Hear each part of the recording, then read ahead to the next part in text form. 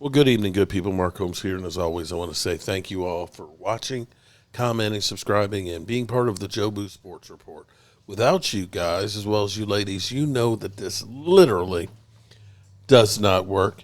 You know, there's so much controversy.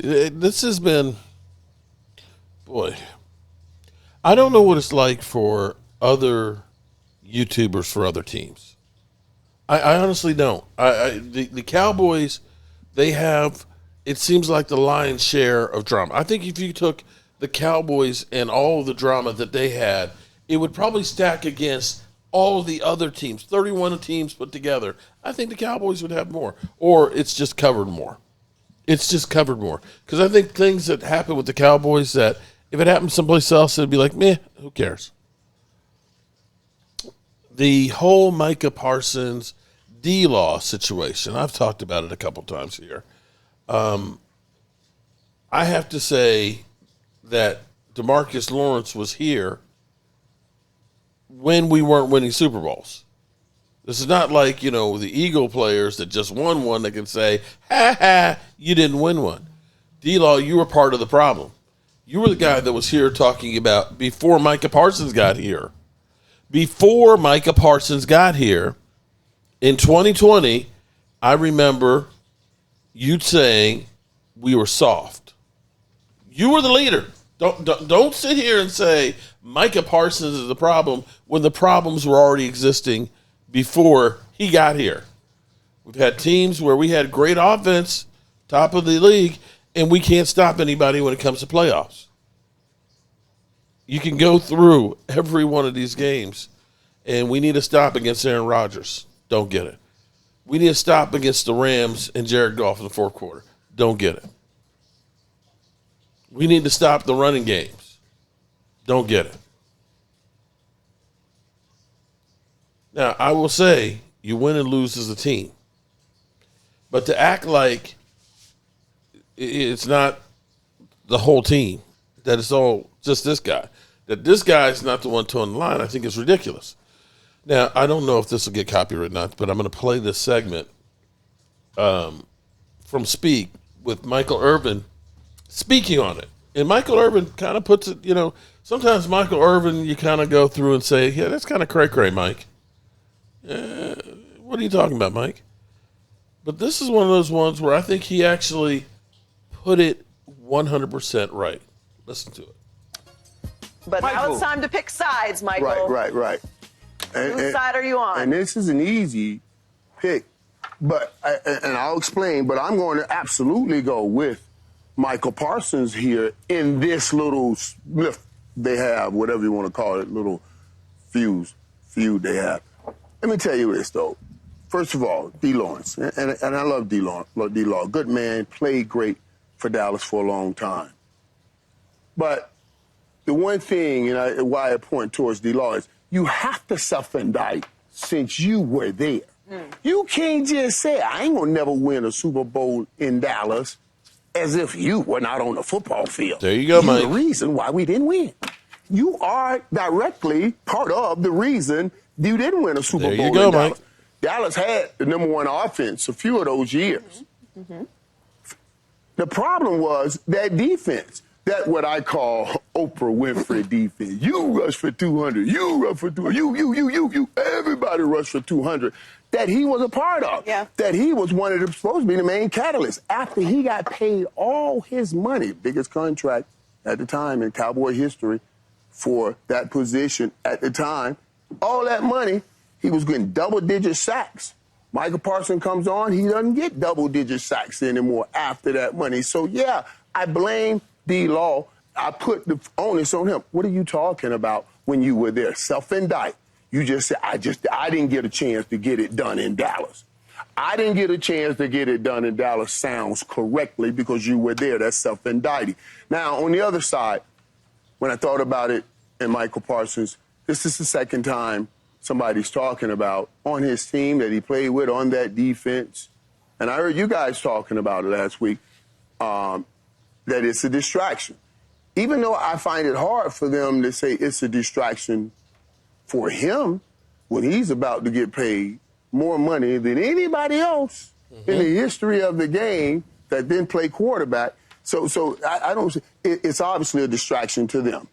And Michael Parsons, I had a TV show when I was playing, but we were winning Super Bowls, of course, and there's nothing to bark about there. So what I did, one of the things I did, and one of the things I'm suggesting he does, because you can't play defense by yourself, is come up with a segment and bring some of these guys on. He's right. It is jealousy, and it is envy, because you're not winning any football games, and when you're not winning football games, we got to find things to talk about. And Michael Parsons, he leaves meat on the bone all the time. You see what I'm saying? And we talk about it here. And those guys hear Michael Parsons' name all the time. So Michael has to come up with a segment and bring on a defensive player every week that he thinks plays well. He has to share some of that spotlight because he needs those guys come season time. So I'm with DeMarcus Lawrence, but I want to help Michael Parsons get to a Super Bowl. So I just want to just remind you now, okay? Now keep in mind we lost this game 49-38 or something like that to San Francisco, and this was D-Law after.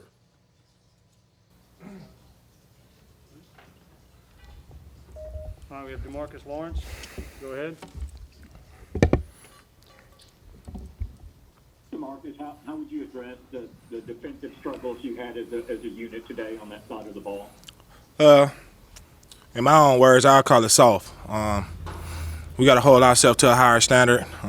We got to play together as one, and I don't feel like we're holding ourselves accountable, including myself. So I call the shit soft, and we'll get better from it.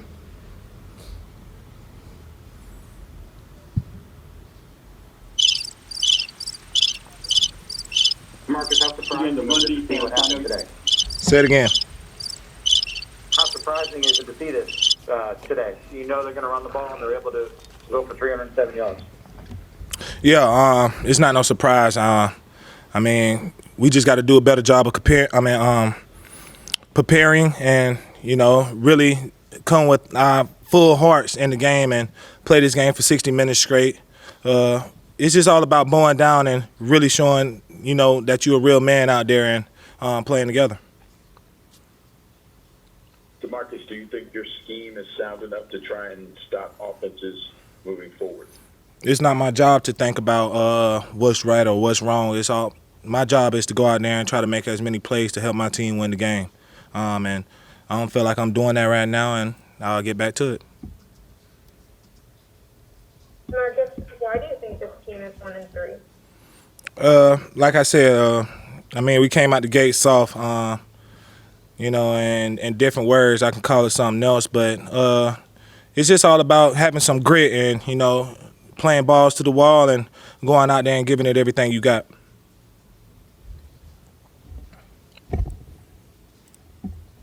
Yeah. Marcus, y'all have had challenges against the passing game in recent weeks, but today the rushing game was a big problem as well. How do you fix that? You cut it in and out. You said about fixing it, something. In recent weeks, the passing game had challenged y'all primarily, but today the running game was a big problem. What do you attribute that to, and what's the key to fixing that?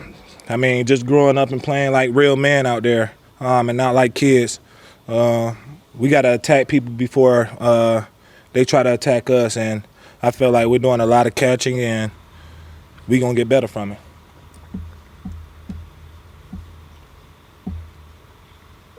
DeMarcus, this isn't an inexperienced unit that you guys have out there, especially up in the front. All right. Why aren't you guys attacking? Why is it more sitting back, like you kind of said? Like I said earlier, it's not my job to, worry about scheming or worrying about what the next man doing. I already got a hard enough job myself. But like I said, it's all about just attacking, and I don't feel like we're doing that at all as a unit. You've been here for a while, knowing the nucleus of this team. Is it a little bit surprising you found yourself in this spot right now? I wouldn't say it's surprising. Like, if you think you're gonna sit here and get a whole new coaching staff and win every game and shoot for the stars, you got a big surprise coming. And that was our surprise. Even we got so much talent, but without that grit, without that toughness, talent don't mean nothing in the NFL. So it's all about us coming together, figuring it out, and getting better from it. I appreciate y'all time today. Thank you. So Never thought. So I want to point out that game, I'm sorry, I got the score wrong. It was 41-33 in 2020, and the Cowboys gave up 308 yards in the air to Nick Mullins and C.J. Beathard. That game, they also gave up 150 yards on the ground to Raheem Morissette and Jeff Wilson Jr. Clearly, this is not the great 49er team that we are thinking about here. Okay, this is not like the Super Bowl team.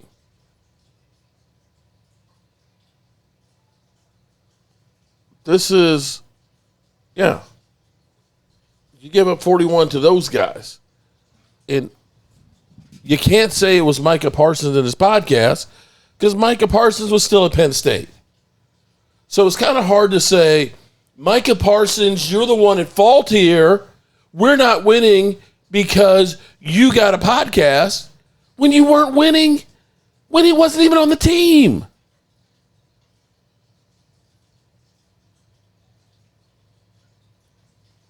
Sorry. D-Law, I love you, bro. I love you, bro. I appreciate everything that you've done on the team. But for anybody out there that's trying to point and say, well, if we just got rid of Micah Parsons, we'd be great. That Micah Parsons is all the problems have been here forever. This is not something new. Let me read this real quick here. Y'all get me worked up. They got me worked up in my live stream here where everybody's just, piling on and shitting on the guy who's actually playing. They do this with Dak Prescott. They keep shitting on, Dak Prescott. We had Dak Prescott, you replaced him. Cooper Rush, our best quarterback to go on to Baltimore. We had Cooper Rush starting for the majority of the games. How did we do? Did we make the playoffs? Did we win the Super Bowl? Did we look like a better team?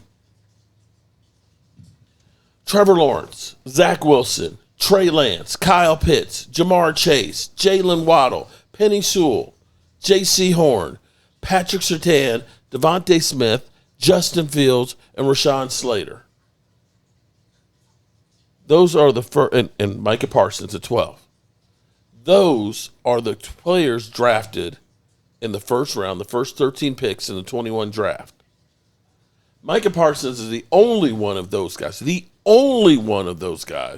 that was a 4-time Pro Bowler and first team All-Pro, and the only one of them that has 52 and a half sacks.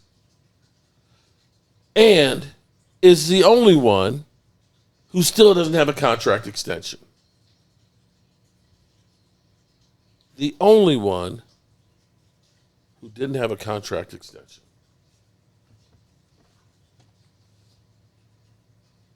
Y'all are shitting on the wrong guy here. You're shitting on the wrong guy. Every one of those players has gotten a second contract. And you can argue the point, he is better than every one of those guys right there. But yet, we're sitting here saying he's a bum. Trade him for first-round picks. You expect to do better than that? Doesn't hold water, people. Not even close.